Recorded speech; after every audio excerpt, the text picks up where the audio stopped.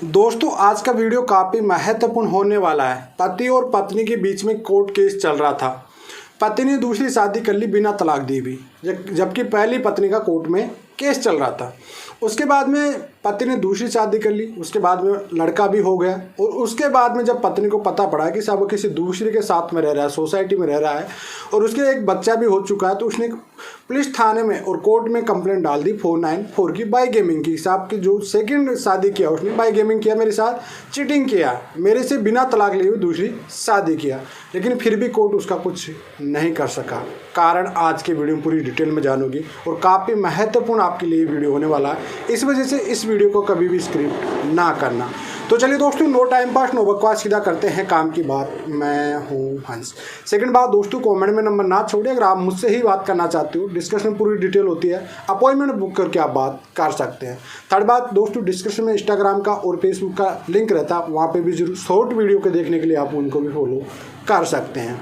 देखिए दोस्तों, सबसे पहले मान लीजिए कोई हिंदू है, हिंदू मैरिज लॉ में ये क्लियरली बताया गया है कि भाई पहली शादी होते हुए आप दूसरी शादी नहीं कर सकते हो। जी हाँ, धारा 5 सबसेक्शन 1 में क्लियरली मेंशन किया गया है दोस्तों कि भाई आपकी पहले एक शादी हो चुकी है, अगर आप दोनों हिंदू है और आपकी हिंदू रीति रिवाज से, या कोई भी हस्बैंड हिंदू है और हिंदू रीति रिवाज से आपकी शादी हो चुकी है, तो आप बिना तलाक के दूसरी शादी नहीं कर सकते हो। लेकिन यहाँ पे एक मामला ये आ जाता है, आपको सबसे ज़्यादा इंपॉर्टेंट ये चीज़ पढ़ना पड़ेगा। हिंदू मैरिज एक्ट 1955 की धारा 7 सबसेक्शन 2 पढ़ना पड़ेगा। जी, धारा 7 और धारा 7 सबसेक्शन 2, जिसमें क्लियरली बताया गया अगर मान लीजिए कोई भी हिंदू कपल मैरिड है, शादीशुदा है और बिना तलाक दूसरी शादी कर भी लेता है, लेकिन दूसरी शादी यहाँ पे एक कंडीशन होना चाहिए कि वैलिड होनी चाहिए दूसरी शादी। जी हाँ दोस्तों, यहाँ पे सेक्शन 7 और सेक्शन 7 सब 2 लगा गया है। क्यों? क्योंकि हस्बैंड ने दूसरी जो भी महिला के साथ रह रहा था उसके साथ बाल बच्चा भी था, एक बच्चा भी था। पहली पत्नी ने कहा कि साहब इन्होंने सेकंड मैरिज कर ली बिना तलाक दिए भी।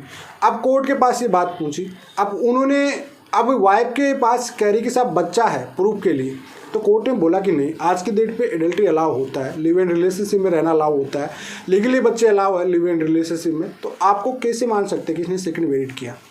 अब काफ़ी कहेंगे साहब कि प्रॉपरली वैलिड होनी चाहिए शादी। अब वैलिड का मतलब क्या होता है?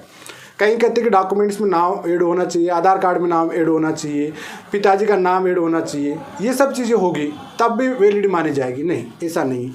आपको वहाँ पे एक सेक्शन होता है 7, जी हाँ, हिंदू मैरिज एक्ट का धारा 7 में क्लियरली मेंशन है कि जो आपकी वैलिड शादी है उसमें आपको होम दत्ता होना चाहिए, एक तो प्रोग्राम। सेकंड, आपकी जो सप्त पद्धति होती है, मतलब 7 फेरे वाली पद्धति होती है, ये दोनों चीज़ आपकी बहुत ज़रूरी है।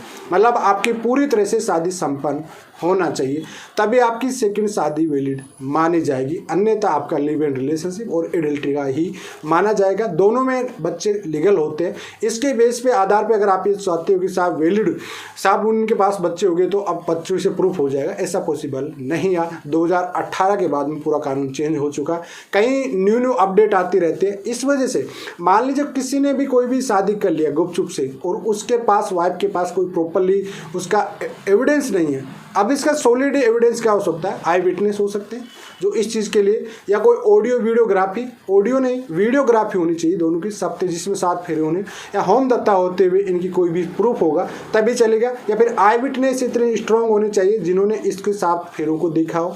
ये सब चीज़ें इंक्लूड करेगी पत्नी, तभी जाके ये साबित हो पाएगा, अन्यथा लिव इन रिलेशनशिप में और एडल्ट्री के रूप में ही माना जाएगा और पति का कुछ भी नहीं हो सकता है। यहाँ पे बात ये लागू दोनों पे होती है, ऐसा नहीं कि पति पे लागू होती है। अगर पत्नी भी सेकंड मैरिज कर लेती है, इस सिचुएशन में अगर ये चीज़ें प्रूफ नहीं कर पाते तो ये वैलिड नहीं मानी जाएगी, पति यहाँ पे कुछ भी नहीं कर पाएगा।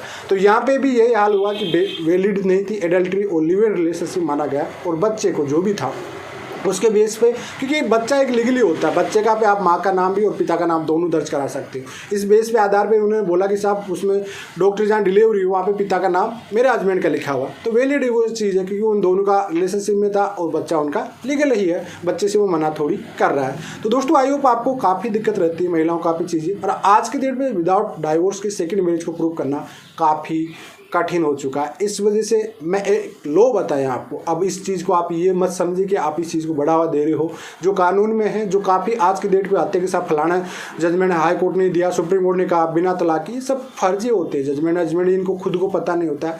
ये 2 लाइन भी अच्छे से पढ़ नहीं पाते, जजमेंट के अच्छे से पढ़ना नहीं आता, और आके वीडियो बना देता है। लेकिन प्रॉपरली कानून जो कहता है वो इस तरह से कहता है, वो कि धारा 7 काफ़ी इंपॉर्टेंट होती है। इस वजह से आप पूरा कानून को पहले पढ़ा करो। चलिए आज के लिए इतना ही। जय हिंद, वंदे मातरम दोस्तों।